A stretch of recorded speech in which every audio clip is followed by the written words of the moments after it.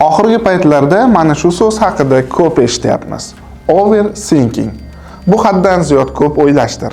Ba'zida inson ichida tinimsiz fikrlar aylanadi. Mana shunda bilib olish kerakki, nimadir noto'g'ri ketmayapti.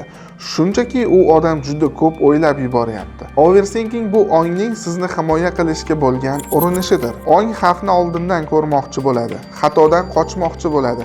Lekin muammo shundaki, u buni haddan tashqari ko'p qiladi va natijada siz charchaysiz. Keling, hozir shoshilmaymiz. Hech narsani o'zgartirishga urinmaymiz. Shunchaki tushunishga harakat qilamiz. Avvalo shuni bilib oling.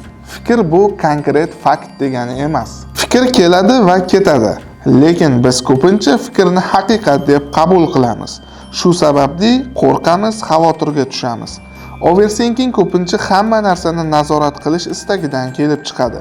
Lekin hayotda hamma narsa biz xohlagandek bo'lishi shart emas. Xo'p, unda bu muammodan qanday qutulish mumkin?